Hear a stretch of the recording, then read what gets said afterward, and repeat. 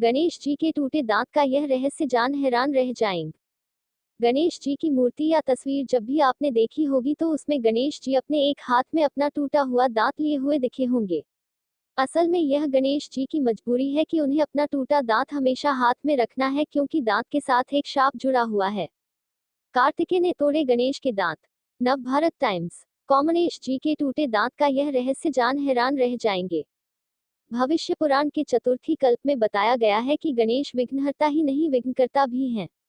एक बार गणेश जी के बड़े भाई कुमार कार्तिकेय स्त्री पुरुषों के श्रेष्ठ लक्षणों पर ग्रंथ लिख रहे थे, जिसमें गणेश ने इतना विघ्न उत्पन्न किया कि कार्तिकेय क्रोधित हो गए और गणेश जी के एक दांत को पकड़कर तोड़ दिया।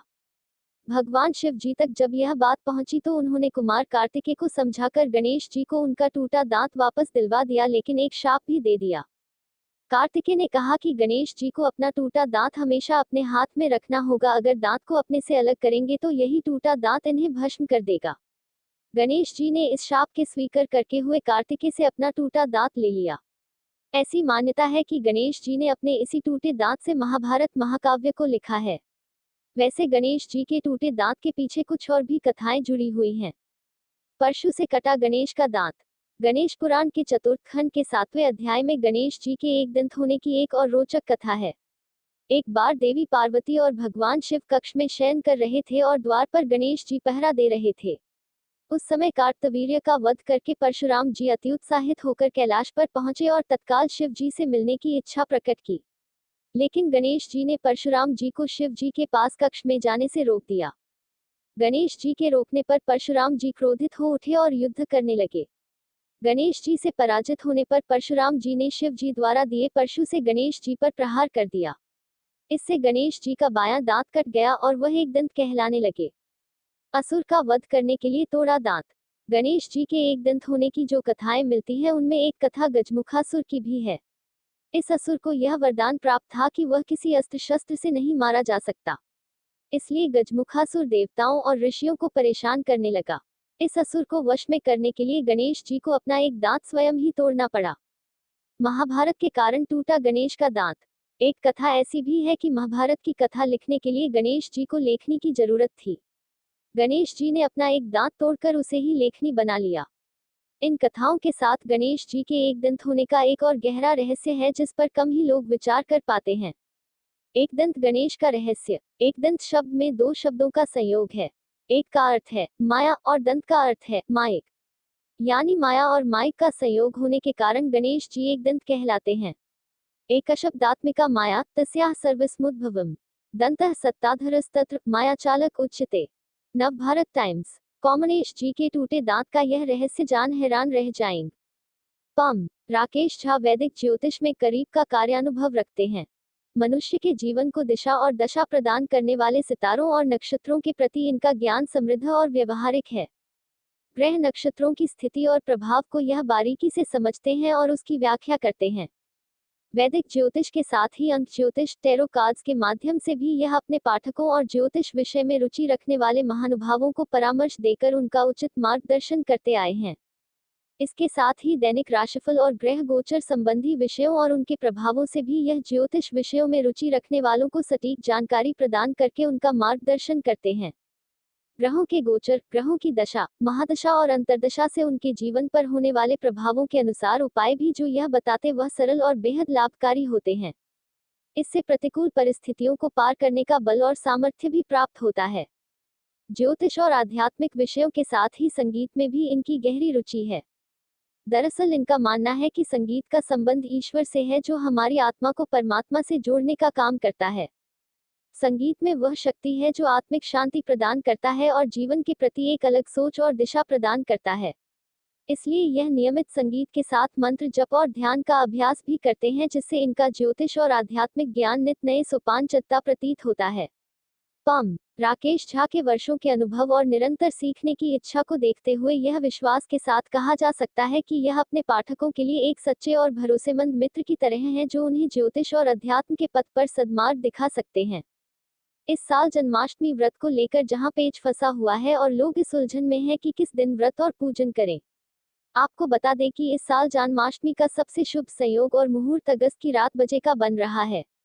इस समय एक ऐसा खास संयोग भी बना हुआ है जिसका लाभ शत्रु बाधा और जीवन के दुखों को दूर करने के लिए कोई भी कर सकता है। शास्त्रों के अनुसार स्तको ही 10 महाविद्याओं में प्रमुख महाकाली का प्रकट्योत्सव भी है, यानी देवी काली का भी आज जन्मदिन है। विष्णु पुराण के अनुसार विंध्यवासिनी देवी भी भाद्र कृष्ण अष्टमी की मध्यरात में यशोदा के यहाँ प्रकट हुई थी। ऐसे में गस्त की रात जे वह खास संयोग बनेगा जब एक साथ श्री कृष्ण, काली और विंध्यवासिनी देवी के जन्म काल का संयोग बनेगा। इस संयोग में शत्रु बाधा दूर करने से लेकर जीवन में कामयाबी, आर्थिक परेशानी दूर करने के लिए इन 5 या आजमा सकते हैं। भगवान श्री कृष्ण को माखन मिश्री का भोग लगाकर संतान गोपाल मंत्र देवकी सुत गोविंद वासुदेव जगतपते देहि में तनयम कृष्ण त्वामः शरणं गतः का जप करें। इस मंत्र से श्री कृष्ण प्रसन्न होते हैं और संतान सुख की प्राप्ति होती है। जिन दंपति को संतान सुख में बाधा आ रही हो उनके लिए यह बहुत लाभकारी मंत्र माना गया है। कामयाबी का मार्ग सरल होता है। माँ काली का बीज मंत्र ओम ह्रीं क्लीं चामुंडाय विच्चे नमः मंत्र का जितना अधिक हो सके इस रात जप करें। कम से कम 108 जप किया जा सकता है।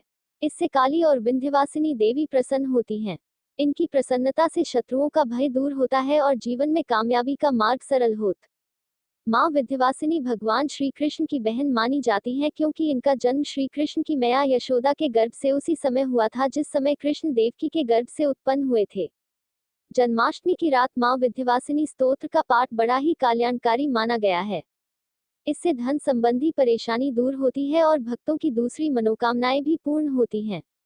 स्तोत्र के कुछ अंश इस प्रकार हैं। नंद गोप गृहे जाता यशोदा गर्भ संभवा ततस्थो नाश यश्यामी विंध्याचल निवासिनी निशुंभ शुंभ मर्दिनी प्रचंड मुंड खंडनीम वने रणे प्रकाशिनी भजामी विंध्यवासिनीम त्रिशूलमुंड धारिणी धराविघातहारिणीम गृहे गृहे निवासिनी भजामी विंध्यवासिनीम दरिद्र दुःखहारिणी संता विभूतिकारिणीम वियोग शोकहारिणी भजामी विंध्यवासिनीम सुख की प्राप्ति होती है। जन्माष्टमी की रात बजे भगवान श्री कृष्ण को गाय के दूध, दही, शहद, घी और गंगाजल से स्नान करवाकर नए वस्त्र पहनाएं और जनेऊ भेंट करें। इससे अन्न, धन और सुख की प्राप्ति होती है। जन्माष्टमी की रात में विष्णु पुराण का पाठ बहुत ही शुभ फलदायी माना गया है। इनमें श्री कृष्ण की लीला और जन्म का प्रसंग पाठ करने से मुक्ति का मार्ग सरल होता है। आज रात जे बन रहा है जन्माष्टमी पर खास मुहूर्त, इन उपायों से होगा लाभ। पम राकेश झा वैदिक ज्योतिष में करीब वर्षों का कार्यानुभव रखते हैं। मनुष्य के जीवन को दिशा और दशा प्रदान करने वाले सितारों और नक्षत्रों के प्रति इनका ज्ञान समृद्ध और व्यवहारिक है। ग्रह नक्षत्रों की स्थिति और प्रभाव को यह बारीकी से समझते हैं और उसकी व्याख्या करते हैं। वैदिक ज्योतिष के साथ ही अंक ज्योतिष, टैरो कार्ड्स के माध्यम से भी यह अपने पाठकों और ज्योतिष विषय में रुचि रखने वाले महानुभावों को परामर्श देकर उनका उचित मार्गदर्शन करते आए हैं। इसके साथ ही दैनिक राशिफल और ग्रह गोचर संबंधी विषयों और उनके प्रभावों से भी यह ज्योतिष विषयों में रुचि रखने वालों को सटीक जानकारी प्रदान करके उनका मार्गदर्शन करते हैं।